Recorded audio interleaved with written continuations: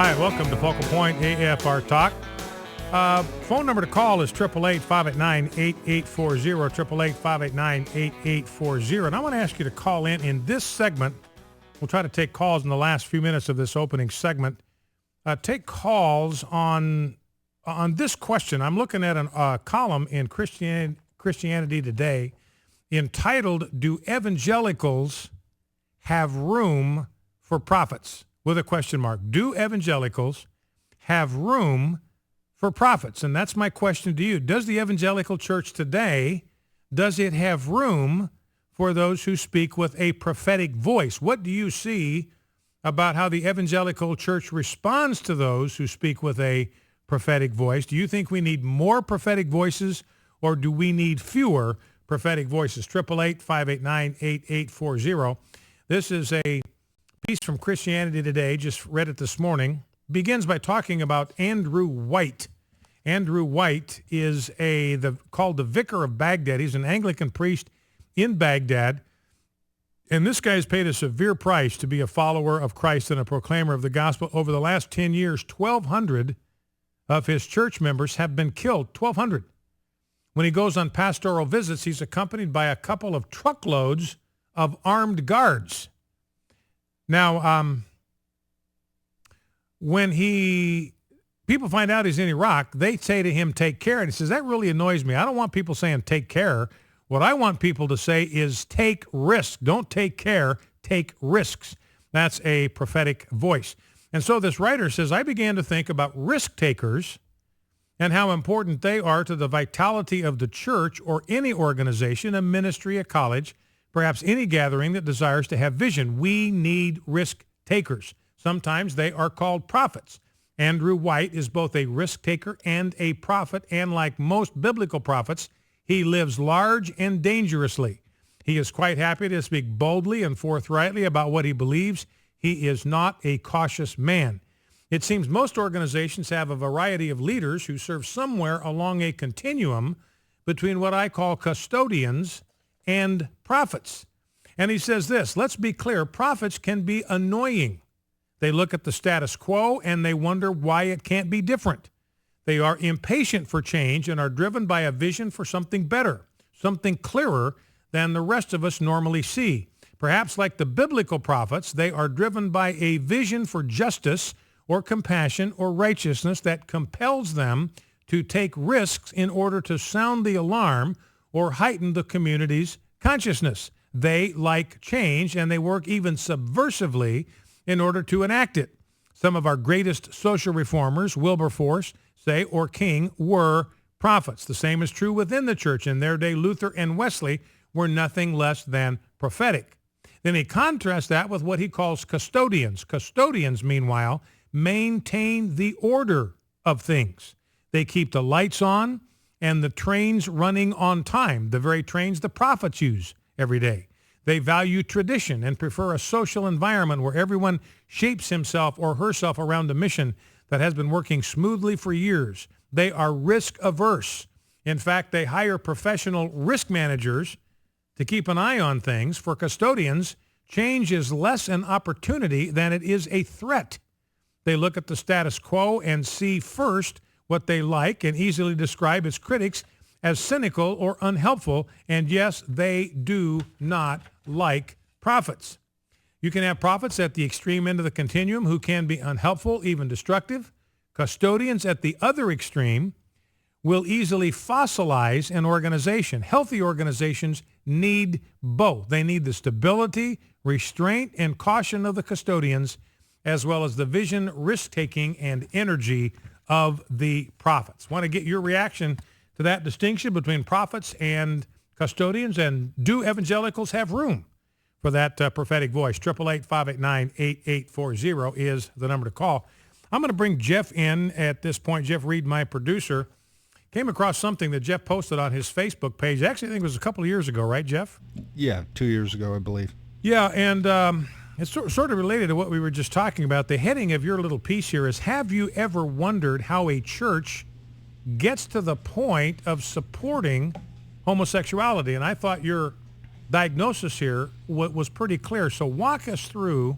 It's like an 8-step series, an 8-stage series of steps that can take a church from a prophetic stance on the issue of sexuality to where they have capitulated to the world. Kind of walk us through how you see that happening. Well, I guess we'll start right at the top. Stage one, a church takes a stand in favor of traditional marriage and against homosexuality. Okay, so a lot of churches start there. In fact, you go back 20, 30 years, every church, every conservative church anyway, I mean, the mainline churches were gone a long time ago, but conservative churches, that's exactly where they stood. So how do things go wrong then? Well, you step into, that's where they should be, you're right. But then they step into stage two, which is the church receives public ridicule for its stand or criticism for its stand. Okay, so they start taking some slings and arrows from the pro-gay community. Now, stage three, some of the church members begin to feel uncomfortable with the negative publicity or the criticism. So their church or their pastor's kind of getting a rap, and they don't want people to associate them with that church or with that pastor. And, this is a gradual thing. Stage four, the church de-emphasizes its position in order not to offend people they are trying to reach with the gospel. All right, so the church then will start to shrink back a little bit. They want to try to finesse this a little bit. They want to maintain some sense of approval in the eyes of the community. They're worried about what's going to happen to their reputation, so they start to pull in their horns a little bit. Stage five, some people begin to wonder if homosexuality is actually wrong. And that's because they're not hearing a clear message from the pulpits. So then they start to wonder, well, maybe it's not so bad after all. Stage six, they start to find Christian writers and people who will defend homosexuality as morally neutral or, normal. It's interesting, Jeff. I talked last week about this book, God and the Gay Christian. Did an extensive interview with the Orange County Register on this last week. And, your words here are prophetic because you wrote this, I don't know, a couple years ago? Yeah. And then here this book comes out, God and the Gay Christian, written by a so-called evangelical saying homosexuality is A-OK just fine.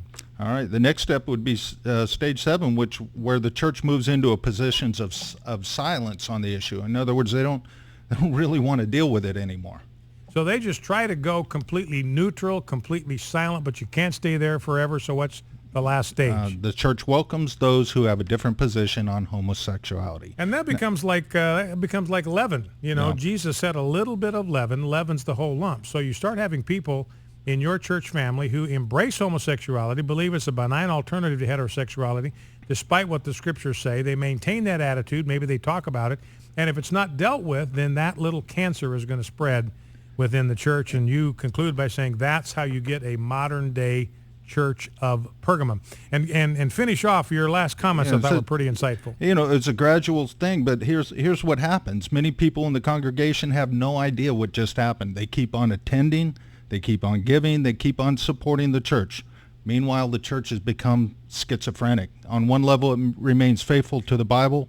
On the other, it tolerates those who promote unbiblical things. All right. Well, thank you, Jeff. That's going to be up at our Focal Point Facebook page before the day is out. So if you like that, you can catch Jeff's comments at our Focal Point Facebook page. Well, let's go to the phones, talking about whether the evangelicals have room for prophets. Do evangelicals need prophets, or do they just need custodians? Let's go to Kenny, Houston, Texas. Kenny, welcome. What's on your mind? Oh, yes, Brian, I appreciate you taking my call, man. Yes, sir. Actually, I was just sitting here. I'm on my way to work, and I had a little bit of time because I never miss your show. But I opened up my Bible, and but you know what? I'm ashamed of it because I can't find it. But there are, yes, for if there's room for prophets and prophecy, but the gifts that were given, to the church included prophets. Yeah, that was one of the spiritual gifts in 1 Corinthians 12 through 14. I don't see how there could be any dispute there. I mean, there is prophets and there are gifts of prophecy, and those were to edify the church. And evangelicals, I think that's a big part of it. I've known some prophets. I mean, people that claim to be prophets, and I don't know how their authenticity came by. But yeah, and we may be talking about prophet in a slightly different sense here, Kenny. In 1 Corinthians 12 through 14, what Paul clearly means by the gift of prophecy is the ability to receive revelation directly from God. And it could be a word of encouragement, exhortation, and consolation and comfort. And that's the ability to receive revelation directly from God and then communicate it to the community of faith. We're using prophet here in a more generic sense of someone who takes a prophetic stand, who declares the truth of God without compromise, takes the slings and arrows. Maybe I misunderstood. I just I thought that you were asking, is there a dispute that there aren't any prophets? Oh, yeah. No, and I think you look at 1 Corinthians 12 through 14. This is a little bit a different direction of where we started out, but it's worth addressing. Paul, I don't think indicates anywhere in there that these gifts, that the Holy Spirit has stopped giving these gifts. He can give any of these gifts, any of the gifts that are listed in 1 Corinthians 12 through 14, the Holy Spirit can give, because Paul says he distributes these things sovereignly as he wills. It's up to the Holy Spirit. If he wants to give certain gifts, he's going to go right ahead and do it, whether we think he shouldn't or not.